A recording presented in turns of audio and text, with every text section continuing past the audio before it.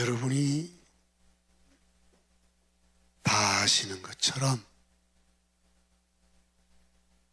5월은 어린이날이 있고 또 어버이날이 있고 스승의 날이 있고 또 부부의 날이 있습니다. 그래서 가정의 달이라고 하죠. 우리에게 가정을 이렇게 돌아볼 수 있는 그런 어떤 동기부여가 1년에 5월 달에 또 이렇게 주어지게 됐어요. 좋은 계절에 이런 가정의 달을 제정할 수 있도록 한국에 지혜를 주신 하나님께 감사합니다. 박수 한번 쳐볼까요? 네.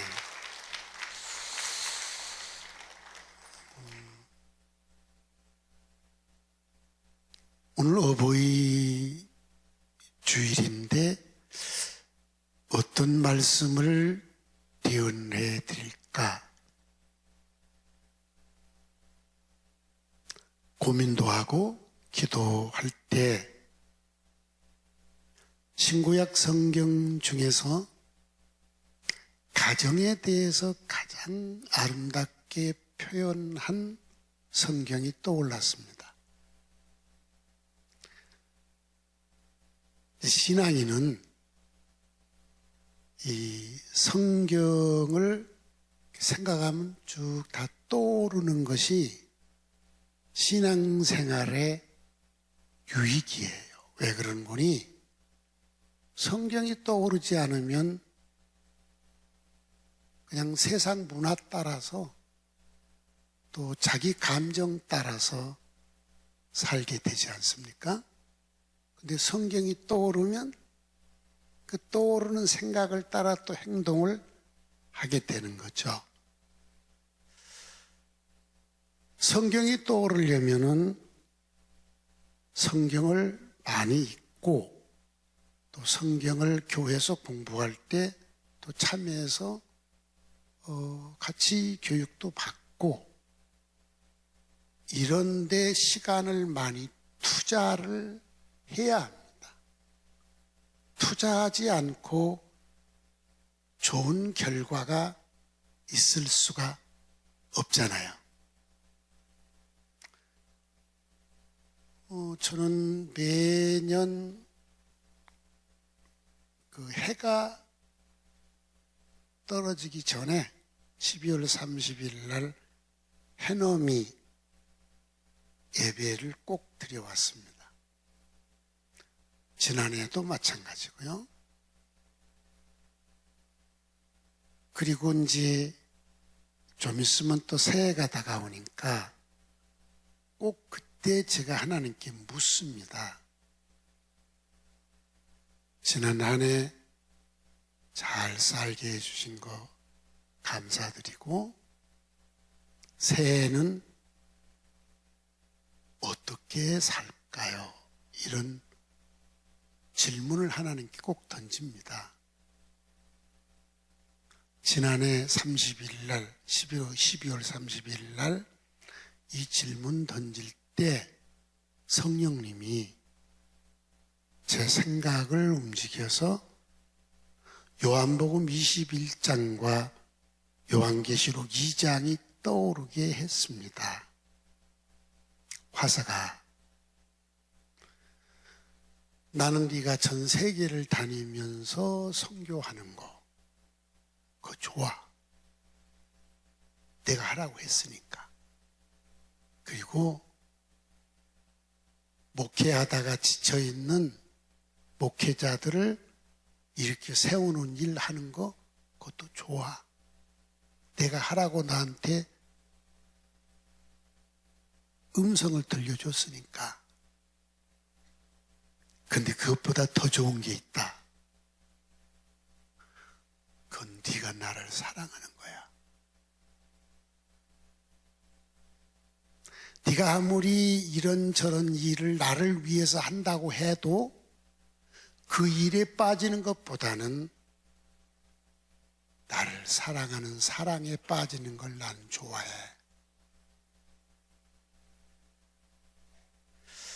그래서 1월 달에 여러분에게 요한복음 21장을 가지고 대언을 해드렸습니다. 베드로에게 주님이 던진 질문이었죠. 요한의 아들 시몬아, 네가 이 모든 사람들보다 나를 더 사랑하니? 얼굴 들 수 없죠 뭐. 주저하면서 모른다고 배신했으니까요. 근데 그건 진심은 아니었어요. 연약성 때문에 순간적인 실수였지 진심이 아니었어요. 그래서 밖에 나가 통곡하고 울고 회개했잖아요. 그래서 주님께 이렇게 말씀을 드리잖아요. 내 마음 주님이 아시잖아요. 그렇습니다. 모든 사람보다 주님을 내가 더 사랑합니다. 그래? 그러면 내 일을 하거라. 이거였어요. 2026년 내가 주님을 더 사랑하는 게 뭐지? 어떻게 하면 더 사랑할까? 그 방법은 간단해요. 사랑하려면 만나서 교제를 해야 돼요. 가장 좋은 건 내가 말을 많이 하는 것보다 많이 들어야 돼요. 그렇죠? 그 다음에 듣기만 하고 입 다물고 있으면 되게 재미없어요. 내 얘기를 또 해야 돼요. 아마 부모님들이 원하는 것도 이걸 거예요. 용돈이 아니고 오후에 한번 물어보려고 그러는데 용돈이 아니에요. 밥 한 끼 먹는 게 아니에요. 얘기를 들어주는 거. 부모님들 얘기는 뻔하잖아요. 똑같은 얘기를 또 반복하고 또 반복하고. 아이 저번에 들었어. 그건 불효자식이에요. 처음 듣는 것처럼 그래요. 어머나 어쩌면 이런 막 신나서 그냥 막 얘기하잖아요. 내 약속 시간이 바빠도 그 시간을 안 지킬지라도 듣는 거. 이게 효도죠. 오후에 한번 들어보려고 그래요. 오후에 할 때. 그 다음에 내 얘기를 고조할 매조할 하는 거예요. 제가 주님의 음성을 듣는 게 뭐죠? 성경이 주님에 대해서 기록한 거라겠어요. 성경을 읽는 거예요. 그래서 지난해보다는 더 읽자. 지난해에는 하루에 성경을 60장 이상씩 읽었는데 올리자. 90장 이상으로 올리자. 이거 시간 많이 가요. 한번 읽어봐. 천천히 읽으면 하루 종일 읽어야 될지도 몰라. 듣는 거예요. 주님의 음성을 듣는 거예요. 성경을 대체로 열 이틀 정도나 13일 정도, 12, 3, 4일 사이에 일독을 합니다. 그러니까 한 달에 2독을 더 하는 거죠. 시간 많이 가요. 아차하면 큰일 나 놓쳐요. 그러니까 그게 1순위예요. 그 다음에 2시간 이상은 떠들어 보자. 내 얘기 고조할 매조할 내 얘기를 주님께 하는 거예요. 우리 예배 임내성 처음 부를 때 일상을 통해 그렇습니다. 이게 일상이에요. 밥 먹고 움직이고 잠자는 것이 매우 자연스러운 일상인 게 건강한 사람인 것처럼, 정말로 건강한 신앙인은 매일 밥을 조금 먹어야 돼? 많이 먹어야 돼? 조금 먹으면 죽어. 매일 성경 읽고 기도하고 복음을 나누고 전하고, 이게 매일, 이게 그냥 특별한 게 아니라 그냥 자연스러운 일상. 이 사람은 매우 건강한 성도예요. 이 사람은 숲을 볼 줄 알아요. 그러니까 성경을 딱 생각하면 성경 전체가 머릿속에 떠오른다 이 소리죠.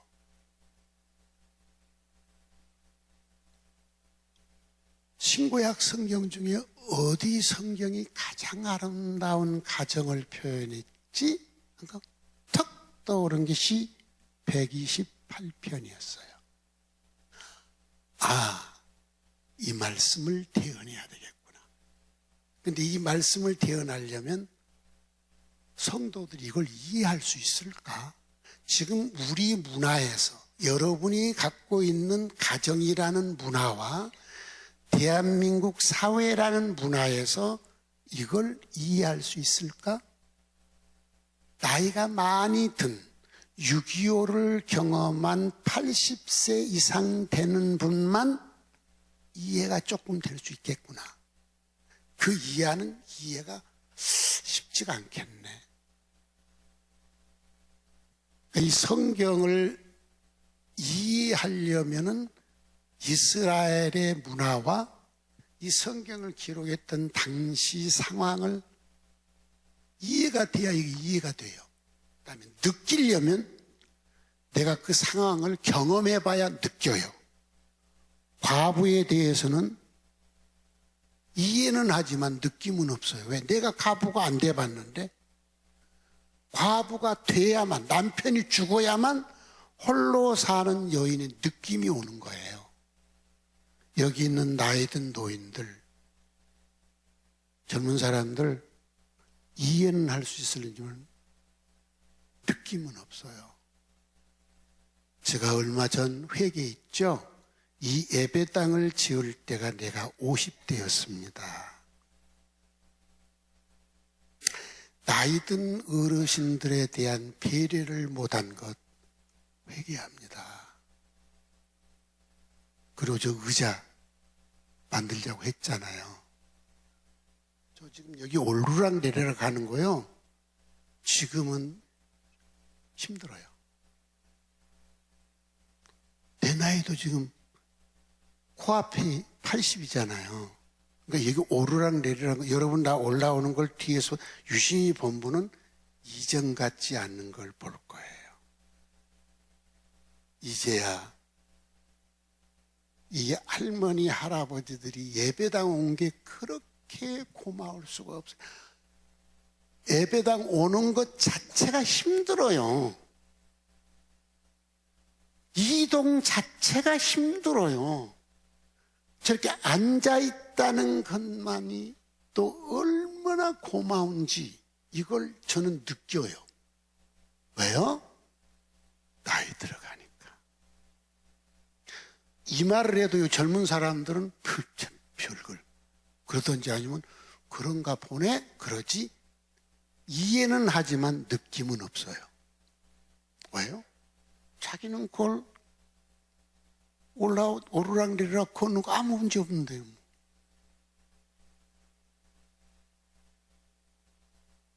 나이 드신 분들을 만나자고 하는데 이번에도 올라오면서 84세인 친구 목사, 신학교 동기 목사에게 점심 같이 먹자, 올라갈 때 들릴게 그랬더니 며칠 전에 어디 갔다 와서 너무 피곤하니까 다음 끼 하재요. 이유는 나는 언제 헤어질지 모르니까 시간만 나면 얼굴을 보고 이별 식사를 계속하는 건데, 그분은 차 타고 15분이면 돼요. 그 음식 오는데. 나는 거의 3시간 가까이 가야 돼요. 근데 그것도 힘들어해서 우리 아내가, 저기 있는 우리 아내가, 아유, 수술도 하고 힘도 들고 그러니까 그런다고.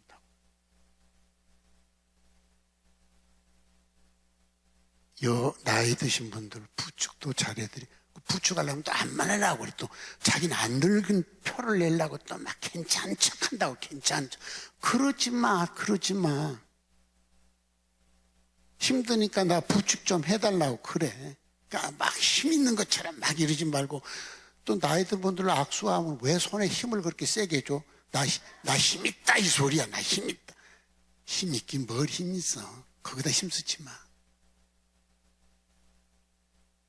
오늘 어버이 주일이에요. 이해는 좀 해야지. 느낌은 없을지라도. 젊은이요, 당신들이 그 나이 됐을 때는 느끼는데, 그때는 이미 부모는 있어 없어? 느낌이 왔을 때는 없어. 느낌이 왔는데 보니까 없어. 이게 인생이요. 그러면 이 시 128편을 여러분이 느끼려면 이 사람들의 고통도 같이 경험해야 되는데, 6.25 전쟁을 겪은 사람은 느낌이 와. 근데 6.25 전쟁을 겪지 않는 여러분의 세대는 이 사람은 이해는 하지만 느낌은 없을 것 같아. 그래서 이 말씀을 대언하면서도, 대언하면 머리로는 알죠. 다 알죠. 그런데 가슴에 느낌이 오지 않으니까 변화가 없는 거죠. 이게 늘 대언자로서 늘 아쉬운 것들이죠. 그래서 잔소리가 많아지는 거예요. 왜? 느낌이 오게 하려니까. 지식으로 아는 거 아무 소용도 없더라고요. 아는데 하나도 지켜지진 않아. 그리고 내 행동에 변화가 없어. 아니까 말은 잘해. 글도 잘 쓰고. 근데 행동은 안 달라져. 한번 잘 생각해 봐요. 여러분 신앙 행동에 달라졌네? 이게 있나요? 금년 들어서 내 신앙이 달라졌어. 이게 있나요? 아마 여기 있는 분들은 쉽지 않을 거야. 이건 달라졌어. 이런 분 손 들어가면 몇 분이 있을까요?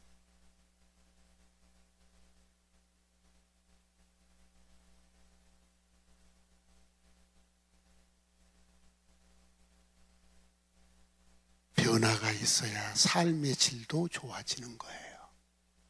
아멘? 네. 배경을 얘기할게요. 이스라엘은 국가가 교회입니다. 우리는 국가가 교회가 아니에요. 이스라엘은 유일신, 하나님은 유일하신 신이에요. 다른 신을 인정 안 해요. 근데 우리나라는 다종교 국가예요. 그래서 헌법의 신앙은 자유예요. 이스라엘은 신앙의 자유가 아니에요. 자, 무조건 하나님은 유일하신 신이시다 하면서부터 그렇게 믿어야 되는 그런 문화와, 신앙생활은 자유야. 이 신을 선택하든 저 신을 선택하든 안 믿든 자유야. 내가 왕이야. 이 문화하고 한번 상상해 보시기 바랍니다. 우리는 후자의 문화에서 살아왔고 지금도 살고 있습니다. 전자의 문화에서 이 성경이 나오는데 이게 이해가 되겠습니까? 될 수도 있겠지만 느낌이 올까요? 쉽지 않죠. 그럼 사람은 이성을 가졌어, 이성. 영성도 있지만 이성이 있잖아요. 다른 나라 주변을 보는 거예요, 주변을. 우리하고 전혀 다른 삶을 살고 있어요. 그러니까 이스라엘 백성들이 호기심이 생기잖아요, 전혀 다르니까. 그리고 어떤 사람들은 그게 더 좋게 보여. 그러니까 그걸 따라간 거예요. 이게 우상을 섬기는 거죠. 이때 선지자들이 하지 마, 저주받아. 듣기 싫은 거예요. 그러니까 선지자를 때리고 감옥에 가두고 죽여버리고 이런 거죠. 이게 자꾸 쌓이는 거예요. 또 쌓이고 쌓이니까 하나님께서 안 되겠다. 그리고 저주를 내리잖아요. 그래서 이스라엘이 망합니다. 망해서 한 번 공격했는데도 아직도 못 깨달아. 두 번 공격도 못 깨달아. 세 번 공격해서 이스라엘을 완전 초토화시켜버리고 예루살렘 성전은 완전히 다 파괴해버리고 성 완전히 다 무너뜨려버리고 마지막 왕은 왕 앞에서 그 자식들을 목을 쳐 죽이고 그 신하들을 목을 쳐 죽이고 머릿속에다 그 죽이는 걸 입력시켜 놓고 두 눈을 뽑아버립니다. 두 눈을 뽑아버려요. 그리고 쇠고랑 채워서 끌고 갑니다. 이게 지금 이란, 이라크 그 지역에서 융성했던 바벨론과 페르시아 문화예요. 이란, 이라크 나라가 보통 나라가 아닙니다, 역사적으로. 지금 전쟁이 일어나서 뭐 미국이 때리고 해도 버티고 있잖아요. 이런 전쟁도 성경을 자세히 보면 다 예언되어 있는 것들인데 이거 설명할 시간도 없고 그래요. 그리고 지금 세계 역사가 이렇게 흘러가고 있는데 그것도 이미 다니엘서에 에스겔서에 다 예언되어 있는 겁니다. 지금 일어난 사건이 예언되어 있는 거예요. 그걸 내가 설명할 시간도 없어요.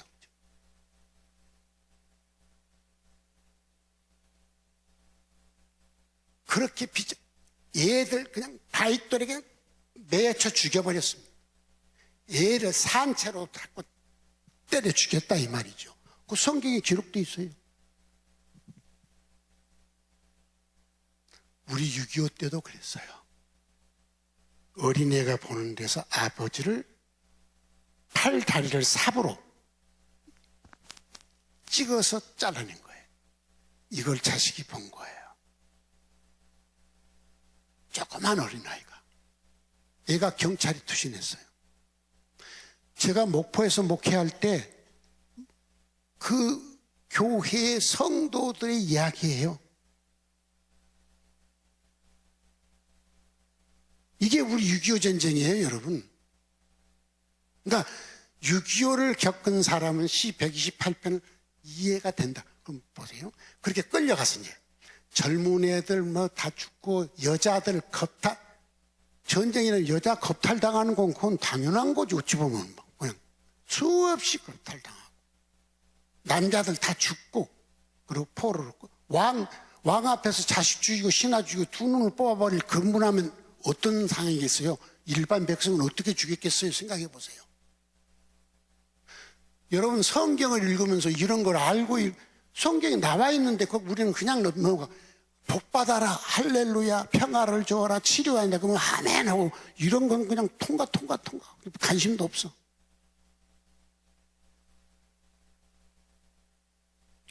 끌려가서 세 세대가 지난 70년 동안을 포로로 사는데 지금 이란, 이라크 그쪽으로 끌려간 거예요. 70년 포로를 사는데 되지게 노력을 해도 노력한 걸 내가 먹는 게 아니라 다 뺏어가는 거야. 응? 내 손으로 뒤지게 노력했는데 다 가져가. 자식들 꿈이 없어. 왜? 얼마나 인종차별을 하는지 생각해 보세요. 포로로 끌려왔으니 그 자식들 인종차별, 희망이 없어, 희망이. 그 다음에 나라가 워낙 조그마니까 독립 꿈도 못 꿔. 1%의 희망도 없어, 독립. 여러분, 우리나라도 독립운동을 한 참 헌신적인 분들이 있지만 우리 힘으로 독립이 가능했었습니까? 여러분이 역사를 판단해 보세요. 예? 2차 세계대전이 종식되면서 우리가 해방을 맞이한 거죠. 그렇죠?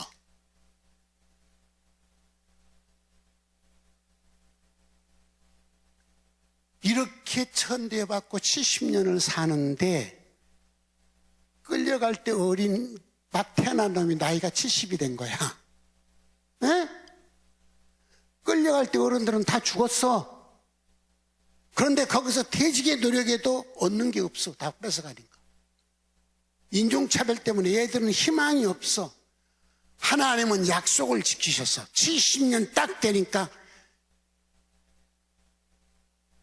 최고 실권자인 고레스 대왕에게 하나님이 성경 봐. 고레스를 감동시킨다. 고레스 마음을 감동시켜서 그 소수민족인 이스라엘 해방, 이스라엘 해방, 가지고 온 성전의 기구 다 줘. 그리고 가서 성전도 건축하게 해줘. 이런 거예요.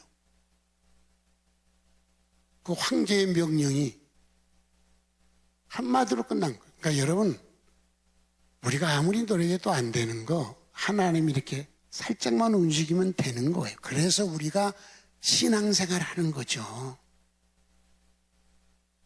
하나님을 움직이시기 바랍니다. 네? 하나님을 움직여.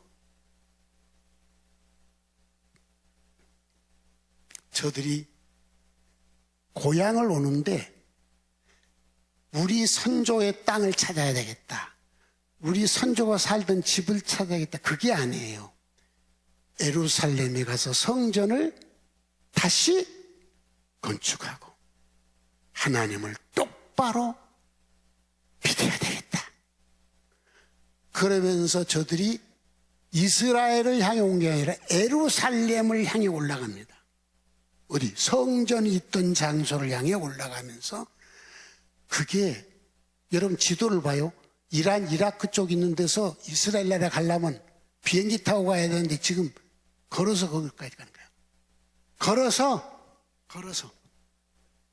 얼마나 걸었을까 모르겠어. 한 달을 걸었을지 두 달을 걸었을지는 모르겠지만 걸어서 가는 거예요. 가면서 하나님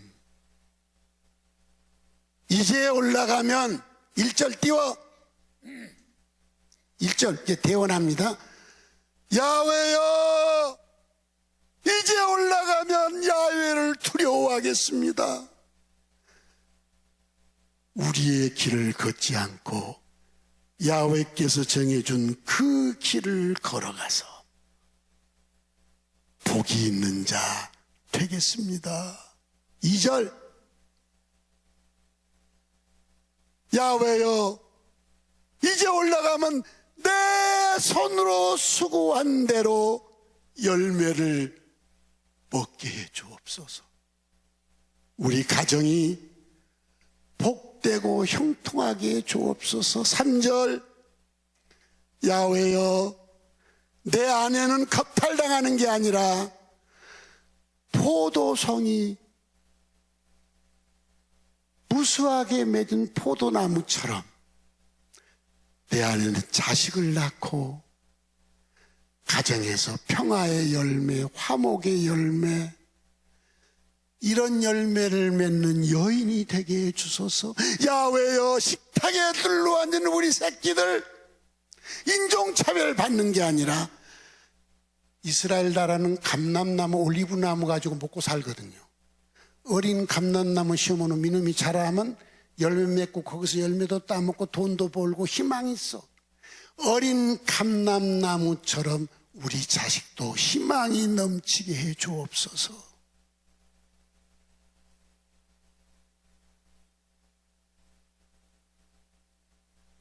여호와를 경외해서 이렇게 복을 받게 해 주옵소서.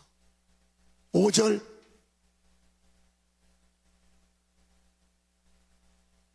이 복은 내가 신앙생활을 잘할 때 얻는 겁니다. 야훼께서 시온에서, 예루살렘 성전에서 내게 복을 주실지어다. 나의 평생에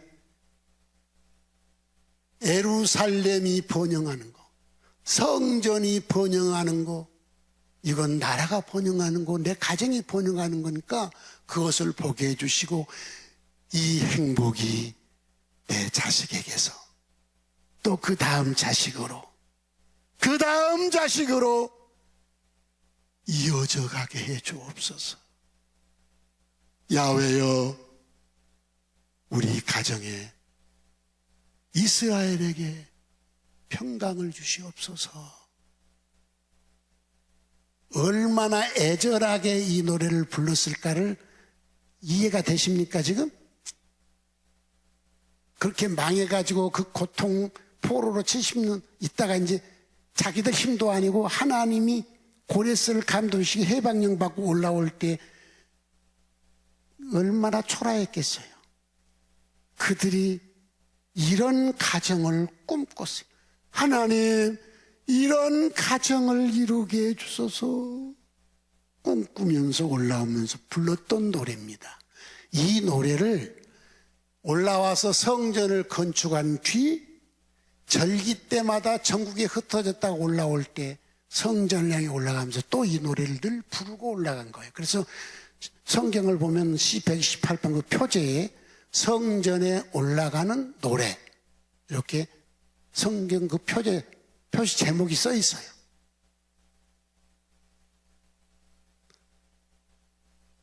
이렇게 되어나니까 이제 성경이 이해가 되셨죠? 이해가 됐지? 느낌은 안 오지만 모르지, 느낌 조금 올런지. 그러면 이것은 언제 일어났던 사건이냐? 지금으로부터 2500여 년 전에 있었던 사건이에요. 2500여 년이 지난 오늘 현재 대한민국의 안디옥 교회 성도는 이것을 어떻게 우리 삶에 지키고 살 것인가? 이거 이제 강론과 적용을 하도록 하겠습니다. 첫 번째입니다. 앞에서 설명했듯이 이스라엘은 국가가 뭐라고요? 교회야. 그러니까 가정은 당연히 교회지. 야훼 하나님을 안 믿는다는 건 상상이 돼, 안 돼? 상상도 안 돼. 지금도 이렇게 사는 나라가 이스라엘이에요. 그리고 이슬람 국가는 그렇게 살아, 안 살아?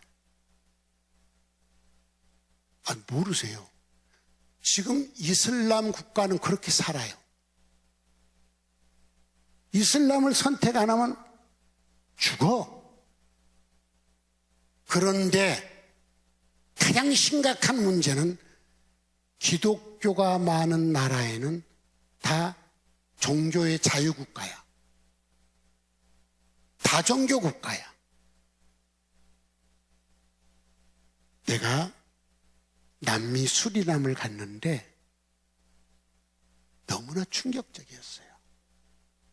수리남에 그 시대에 한 50여 년 전에는 이슬람이나 힌두는 거의 없고 다 기독교 국가야. 왜? 유럽에서 거기 와서 다 점령해가지고 살았잖아요. 근데 지금은 어떻게 되느냐? 이슬람, 힌두가 기독교보다 숫자가 더 많아졌어. 앞으로 거기서 발표한 그 목사가 나한테 발표할 때 이게 앞으로 3, 40년 지나면 기독교는 거의 사라지고 이슬람과 힌두로 덮인다는 거지.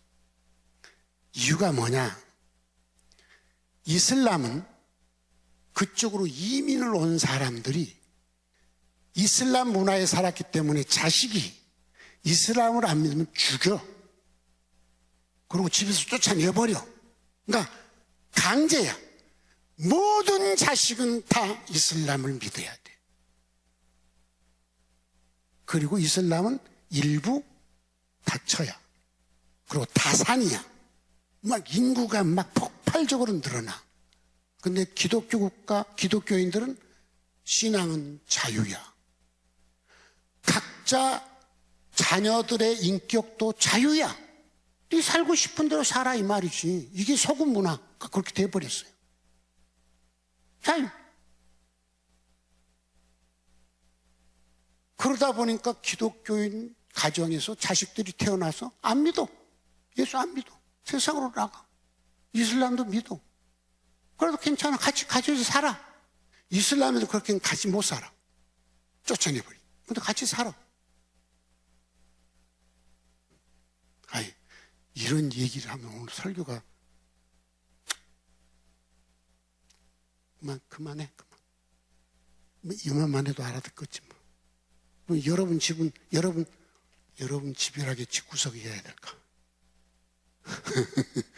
여러분 집구석은 신앙 자유야, 무조건 믿어야 돼. 무조건 자유지. 무조건 자유. 그치? 자유. 자식들 각자 자유. 성경은 자식이 잘못된 길을 하면 꾸중과 채찍을 들하겠어. 근데 지금 교육은 채찍을 들면 부모도 고소당해. 대한민국 그래 안 그래? 맞아 안 맞아? 근데 성경은, 그러니까 이 성경을 대한민국에서는 좋은 책이요 버려야 될 책이요. 좋은 책이요 버려야 될 책이요. 좋은 것도 있지만 나쁜 것도 있으니까 그건 나쁜 건 칼로 잘라내버려야 돼.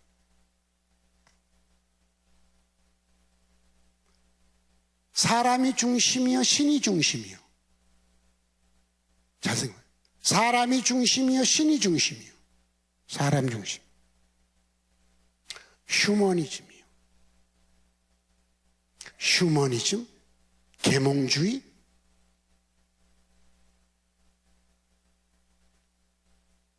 좋지 뭐. 사람이 왕이니까 내가 왕이고. 내가 왕이요 뭐. 좋지. 그렇죠? 창원아, 좋지.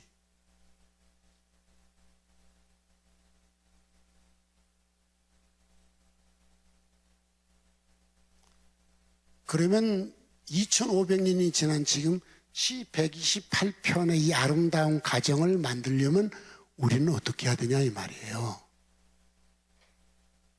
어떻게?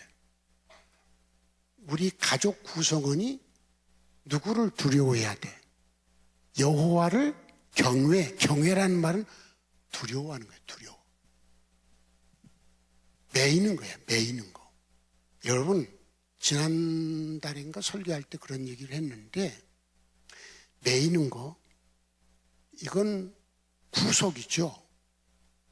그건 굉장히 불편스러운 거예요. 그런데 참 신기한 것은 사랑하는 사람과 존경하는 사람에게는 상대가 구속 안 시켜도 내가 거기 매여 안 매여? 매여 안 매여? 매여. 매이지. 그치, 여기 나이 든 우리 자매들 매이지. 근데 지금 신랑한테 매여 살아 자유요. 말해봐. 웃고 있어? 결혼 막 했을 때는 자유였어, 매였어? 매였어. 왜? 사랑하니까. 근데 그 사랑이 식었어. 지금은 식어버렸어. 그러니까 매여 자유요. 자유지. 자식. 자식. 이혼해 임마 자식. 왜? 전혀 같이 살 마음 없어. 그러나 정말로 사랑하면, 정말로 존경하면 상대가 이래라 저래라 안 해도 상대를 행복하게 해주고 싶은 거야. 눈치를 뭘 하든지 상대가 머릿속에 떠올라 안 떠올라? 떠올라. 뭘 하든지 아이고 좋아할까? 기뻐할까? 나도 모르게 어떻게 이렇게 구속되는지 몰라. 그런데 불편해, 즐거워. 어찌 이리 재밌는지 몰라. 매여 있는 게 어찌 그리 좋은지. 상대가 매인 게 아니야. 내가 매인 거야, 스스로. 이게 사랑과 존경이에요. 신앙도 마찬가지입니다. 정말로 하나님을 사랑하고 경외하고 존경한다면 뭘 하든지 하나님이 머릿속에 의식이 되는 거야. 이거만 하나님이 안 좋아하는데 안 하는 거야. 이거만 좋아한다면 막 죽을 듯 살 듯 모르고 그걸 하는 거야. 왜? 그분에게 사랑받고 싶으니까.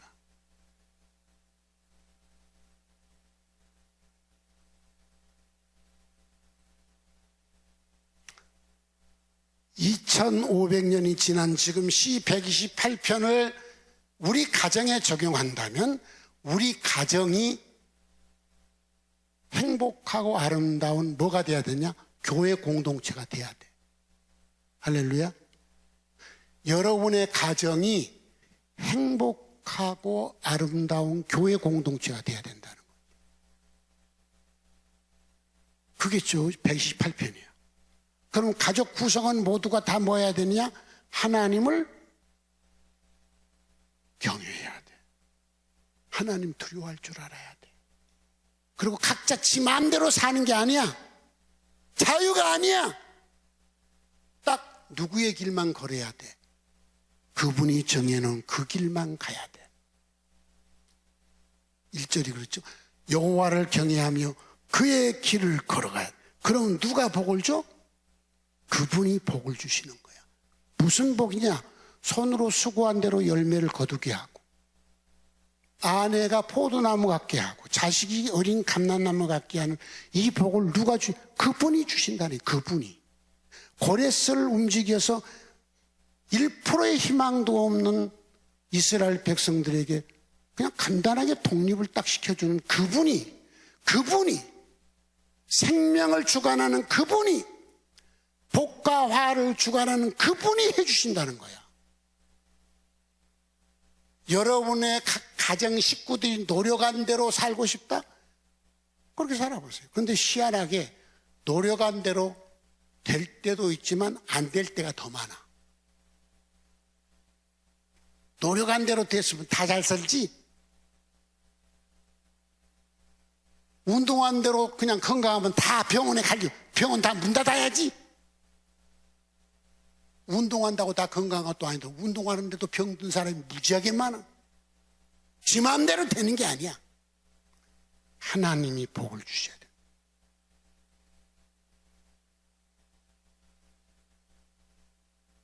여러분의 가정이 이렇게 하나님이 복을 주시는 행복한 가정교회가 되시길 바랍니다. 그러려면 가정 구성원이 신앙은 자유야, 다 믿어야 돼. 근데 우리 문화가 믿게 생겼어, 안 믿게 생겼어? 안 믿게 생겼어. 그래서 예수님이 뭐라고 하느냐? 우리를 향해서 썩는 미랄이 되라고 했어. 하나의 미랄이 땅에 떨어져 썩으면 열매를 맺고 썩지 않으면 하늘 그대로라. 내가 예수를 영접했어. 성도여, 여러분 예수를 구주로 영접한 사람들이죠. 왜 가만히 있어? 예수를 구주로 영접했습니까? 이번에 빌리그레암 집회에서도 구원에 대해서 얘기한다고 그래요. 구원에 대해서.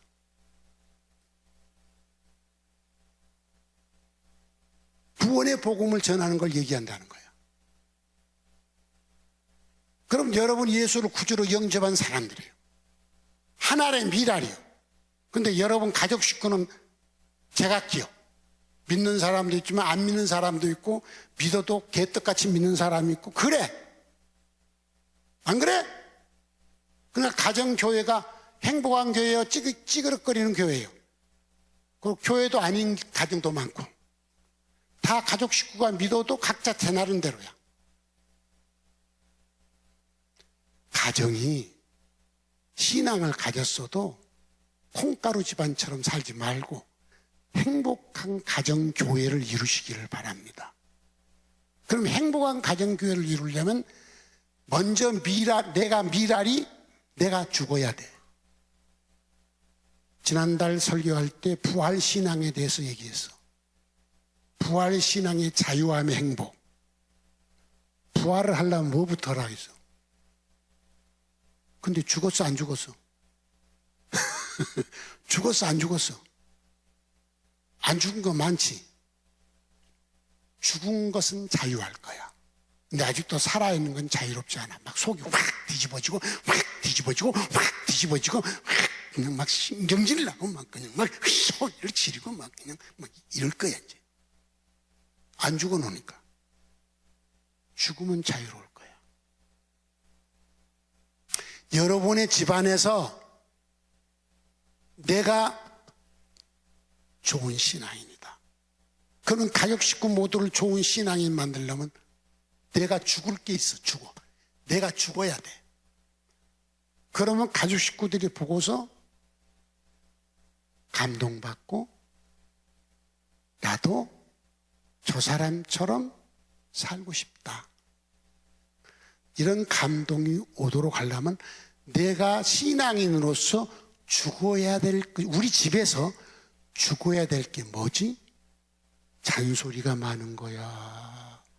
성질이 고약한 거야. 칼처럼 뭐든지 탁탁 정의롭게 자르는 거야. 뭐 때문에 가족 식구들이 내가 좋은 신앙인임을 인정하지 않는 거야? 그게 뭐야, 그게? 그것부터 죽여야 돼. 장훈아, 네 딸들이 너를 좋은 신앙인으로 인정하냐?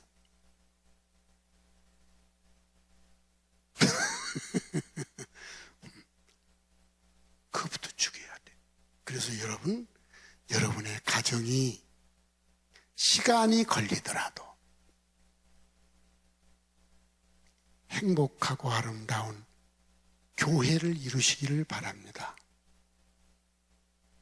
이런 교회를 이루도록 제가 21세기 접어들면서 교회 조직을 가정교회로 바꿨는데, 가정이 모이라고 했더니 어른들만 모이고 얘들은 안 모여. 지들끼리만 모이는 거예요. 이건 가정교회가 아니에요. 가정교회는 가족, 애부터 어른까지 한꺼번에 모이는 게 가정교회예요. 가정을 회복시키자는 의미에서 그걸 했는데 전혀 다른 셀그룹이 돼버렸어. 셀그룹. 구역예배가 돼버렸어. 그게 아니에요. 가정교회를 통해서 가정을 교회로 만들어가자. 여러 가정이 모여서 참 좋다. 그래서 가정이 전부 다 교회가 되게 만들자. 이런 의미에서 가정교회를 했던 건데, 지금은 교회 안디옥교회 가정교회가 전혀 그게 아니야. 고쳐져야 돼요. 가정이 교회가 돼야 된다. 두 번째입니다. 이 말씀을 우리 삶에 어떻게 적용할까? 여러분의 가정이요, 행복하고 아름다운 가정교회가 되려면 하나님께 그 복을 받은 열매가 드러나야 돼. 어떻게 열매가 드러나야 되느냐? 가장이 수고한 대로 열매를 먹는, 직장을 다니든 사업을 하든 가장이 열심히 노력한 것들을 먹고 살 수 있는, 이게 드러나야 돼. 두 번째, 아내는 가정에서 화목의 제물이 되고 자녀를 키우고 재정관리를 잘해서 열매가 주렁주렁 맺혀야 돼. 우리나라에도 여자 하나 잘 들어오면 뭐해? 집안이 번성한다는 거예요. 여자 하나만 들어오면. 며느리 하나만 잘 들어와도 집안이 살아난다고 하잖아요. 여자 하나 잘못 들어오면 집안이 망해. 그러니까 여러분 집이 잘 되려면 누가 열매를 많이 맺어야 돼? 누가? 여자들. 그러니까 안방에 있는 내 아내는 결실한 포도나무 같아야 돼. 그 다음에 자식들을 딱 보고, 새 새끼 커서 뭐 될런지 몰라. 부모가 그 입이 나와, 얘기 나와 안 나와. 얘 키우면서 뭐 저 새끼는 뭐 되려고 저래? 이게 저절로 나와. 그게 아니라 기대가 돼. 저놈은 하나님이 어떻게 쓰실까? 와, 기대가 돼. 이런 열매가 여러분 가정에서 드러나야 돼. 그게 행복하고 아름다운 가정교회인 거야. 한번 생각해 보세요. 여러분의 가정의 남편이, 여러분의 가정의 아내가, 여러분의 가정의 자식이 하나님을 경외하고 그의 길을 걸어가면서 이렇게 추구한 대로 열매가 거둬지고 아름다운 열매가 주렁주렁 맺어지고 바라만 봐도 희망이 넘치는 자식이고 입가에 미소가 저절로 나오잖아요. 얼마나 행복한 가정이에요. 이런 교회를 이루시기 바랍니다. 여러분의 가정이 이런 열매가 드러나면 그 멋진 가정교회잖아요. 이런 가정교회가 모이는 어머니 교회는, 안디옥 교회는 얼마나 행복하겠어요. 생각을 해보세요. 그런데 여러분의 가정이 콩가루 집안이요. 그들이 모인 안디옥 어머니 교회도 무슨 교회일까? 콩가루 교회예요. 전부 지 멋대로 사는 거야. 저 하고 싶은 대로 예배당에 나와서 뭐 교회에서 무슨 말을 하든 행사를 하든 말든 전혀 상관없어. 나는 나대로 사는 거야. 이 콩가루 교회야. 콩가루 교회. 난 주일날 예배만 드리면 됐지. 무슨 교회가 모인다고. 그건 나하고 무슨 상관이 있어. 교회에서 옥상 방수한 작업한다고. 그거하고 나하고 무슨 상관이 있어. 콩가루 집안이야. 옥상 방수하니까 청소하러 오세요. 사람이 너무 많아서 청소를 못 하겠어. 아이고 이거 안 되겠다 안 되겠다. 이거 나이 드신 분 내려와. 누구 내려와. 그리고 이것만 해. 이래야 되는데 없으니까 머리 허연 장로님도 빨리 와. 와서 이거 청소해야 돼. 이 콩가루 집안이요. 콩가루 집안. 안디옥이 어떤 집이요? 잘 생각해 보세요. 여러분의 집은 어떤 집이요? 콩가루 집안이요. 앞에서 표현한 저 시 118편에 이렇게 멋지고 정말 행복하고 아름다운 가정교회입니까? 각자 신앙생활 하는데 콩가루 집안입니까? 여러분의 자녀나 부모나 형제가 다 신앙을 갖고 있는데 각자 놀아, 각자 도생을 해. 콩가루 집안입니까? 아니면 저렇게 따뜻하고 저렇게 아름다운 가정교회를 이루었습니까? 마지막으로 하나만 더 얘기해요.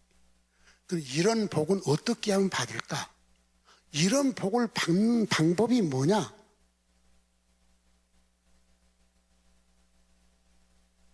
이런 복을 받는 법 5절 띄워요. 다 같이 읽읍시다. 시작.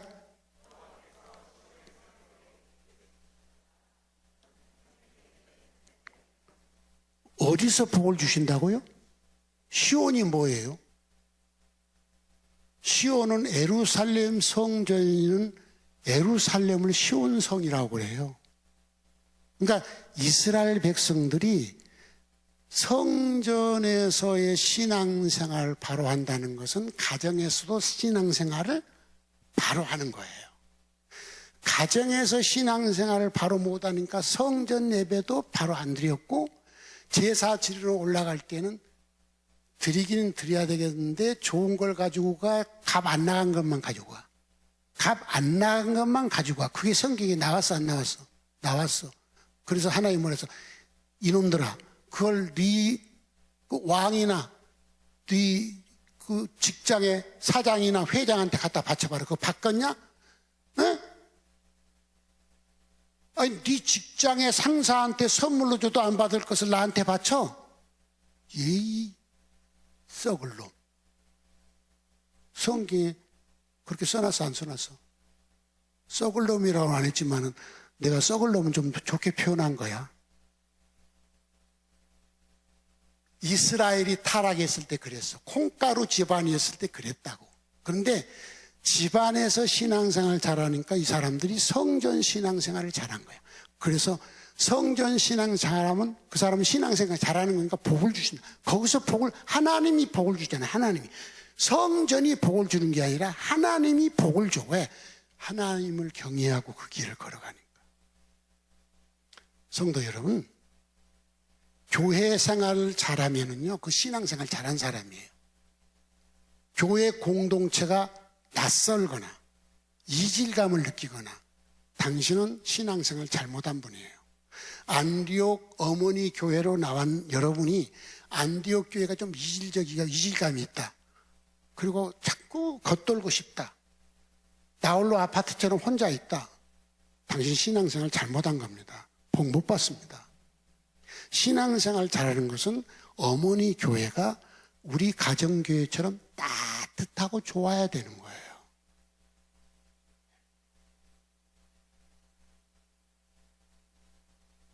여호와께서 시온에서 내게 복을 주실지어다. 안디옥 교회 성도 여러분, 정말로 하나님 주신 복을 받고 싶습니까? 그러면 어머니 교회인 안디옥 교회 공동체에서 신앙생활을 잘 하시기를 바랍니다. 먼저 여러분의 가정이 행복하고 아름다운 가정교회가 되시길 바랍니다. 콩가루 교회 되지 마시고 가정이 부모, 자식, 손주 한꺼번에 아름다운 가정교회 공동체를 이루세요. 이분들이 어머니 교회인 안디옥 교회로 오면은 안디옥 교회는 매우 자연스럽게 아름답고 행복한 교회가 되는 거죠. 어저께 어떤 분이 밥을 사준다고 해서 내려놨어요. 내려오니까 뭐 어떤 분은 고기를 또 이건 엎드려 절박히면 뭐라고 또 얘기한다고 그러니까 사실이니까 막 고기도 가지고 뭣도 가지고 그래서 어버이날이라고. 그리고 이제 밥을 먹으러 가려고 엘리베이터를 딱 탔는데 거기에 우리 천상한 장로하고 젊은 청년들이 쫙 있어요. 그 젊은 청년이 그래서 아까 일부 예배 때 이준영 아들이 누구야? 이혜원 집사한테 혜원아 너 몇 살이냐 그랬더니 48살이라든가 9살이라든가 50이 다 됐어. 그래서 이야 네 50이 다 됐고 했는데 그 안수 집사들하고 또 이렇게 남자들이 엘리베이터에 가득 탔어요. 그래서 웬일이냐? 그랬더니 옥상 청소하고 내려온대요. 그래서 훌륭해. 내가 담임 목사님께 외부에다가 업체에다 주면 돈 많이 나오잖아요. 근데 돈의 문제가 아니고 저 정도는 교회에서 스스로 한번 해봐라. 성도들이 예배당에 지금 한국교회 성도들 보면은 예배당 이렇게 해서 예배 드리고 샹 가버려요. 뭐 불편한 거 뭐 전혀 예배당만 그러니까 집에서도 그렇고 사회에서도 그렇게 문화가 그렇잖아요. 노동하는 거 아주 싫어해요. 근데 노동은 하나님이 내린 벌이니까 벌은 잘 받는 놈이 이뻐 깨부리는 놈이 이뻐? 네? 그럼 여러분 잘 받고 있어 깨부리고 있어? 생각해봐요. 그 성도들이 와서 노동도 하고 교제도 하고 땀도 흘리고 살도 맞대고 이게 교회를 사랑하게 되는 거다. 그러니까 그렇게 좀 해라. 그래서 이제 업체에 안 맡기고 그렇게 하고 있어요. 그래서 관리국장 최명석 장로가 이렇게 뭐 하는데 뭐요? 그럼 사람이 너무 많이 와가지고 좀 그만 왔으면 쓰겠다 해야 되는데 별로 안 오나 봐. 아직 그 뭐 다 끄집어내고 청소하고 물 청소하고 이랬어요. 이제 물 다 청소하면 바싹 마르면 거기다가 이제 방수액도 발라야 되고 몰탈도 바르고 이런 일을 하는데 모이자 하면 모여봐 좀. 노동도 하러 오시기 바랍니다. 아셨죠? 남자고 여자고 그냥 와서 노동도 중요하지만 어머니 교회에서 성도끼리 살을 맞대고 땀 냄새도 맡고 대화도 하고 이러면서 따뜻한 교회가 되지. 안 돼요? 그럼 좋아. 이 따뜻함이 있어야 되잖아요. 우리 교회 좋아. 그리고 자꾸 오고 싶어지고 이 예배당을 오고 싶어져. 성도가 교회야. 성도도 만나고 싶고 성도 만나려니까 예배당을 오고 싶고 이런 신앙생활을 하는 게 얼마나 행복해요. 주일날 와서 이렇게 예배드리고 가버리고 전혀 세상에서만 놀고 이게 어떻게 행복한 성도입니까? 안디옥 교회는 안 오고 또 딴 데 가서 다른 사람들하고 또 어울려 살고 있어. 그게 당신이 행복하지 않아요. 말씀 맺습니다. 가정의 달입니다. 안디옥 교회 성도 여러분, 여러분의 가정이 정말 행복했으면 좋겠어요. 아멘. 여러분의 가정이 부부끼리 대화가 되지고 부모와 자식 사이가 대화가 되지고 할애비와 손주 사이에도 대화가 되지고 형제간들끼리도 대화가 되지고 가장 좋고 가까운 사람이 가족들 아닌가요? 그런데 남하고는 낄낄대고 놀면서 가족하고는 생뚱맞게 살고 있어요. 참 너무 어리석은 것 같아요. 그리고 힘들면 또 가족을 찾아. 왜 이렇게 바보같이 사세요? 그 무슨 노래에 바보같이 살라는 노래가 유행가가 들리는 거 바보같이 살았네요. 뭐 노래 있죠?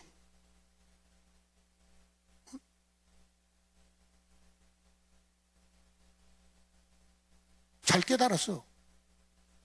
그 바보처럼 산 거야. 잘 생각해 봐요. 힘들면 가족 찾아가서 도와달라고 썽썽하면 가족은 내팽개치고 뭐 친구들을 만나니 뭐 만나니 뭐 이를 만나고 다른 사람 만나고 다른 사람들은 얼굴 활짝 웃고 집에 오면 생뚱맞게 불터져가지고 있고 이건 진짜 바보같이 산 거예요. 바보같이. 가장 가까운 가족끼리 가장 따뜻하게 대화를 나누고 가장 아름다운 미소도 좀 보이고 그렇게 사시기 바랍니다. 따라합시다. 부모님 고맙습니다. 사랑합니다. 존경합니다. 여기서만 해야 돼? 가서 해야 돼?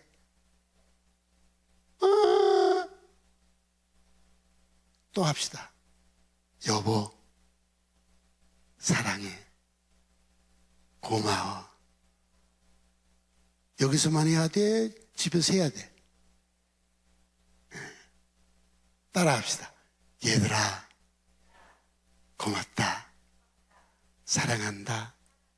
기대한다. 축복한다. 남한테는 잘하는데 가족끼리는 왜 그렇게 인색합니까? 남은 밥 잘 사주면서 왜 가족은 그렇게 인색하십니까? 남한테는 미소로 활짝 뛰면서 집에 오면 왜 그렇게 불터져 있습니까? 친구들 만나면 짜자자자자자 하면서 왜 집에서는 입 꼭 다물고 자꾸 치고 있습니까? 따라합시다. 바보처럼 살았네요. 다시.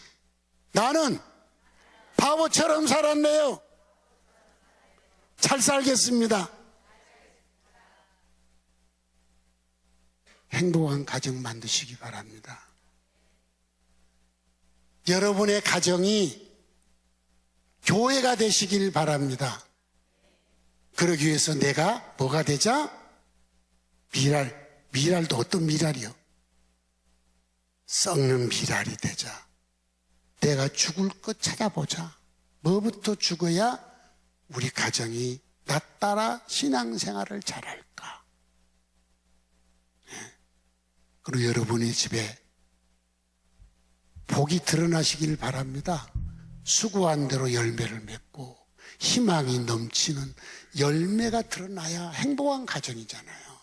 이게 세상의 빛이고 세상의 소금이고 그리스도의 향기고 그리스도의 편지가 되잖아요. 이런 복은 어디서 받느냐? 교회 생활 잘해야 돼요. 교회 생활 잘한다는 게 내가 신앙생활을 잘한다는 거예요. 하나님을 잘 섬긴다는 거예요. 시온에서 복을 받을지어다. 행복한 가정교회 이루어서 어머니 교회인 안디옥 교회가 행복한 사도행전의 교회가 되기를 주의 이름으로 축복합니다. 찬송 부르겠습니다.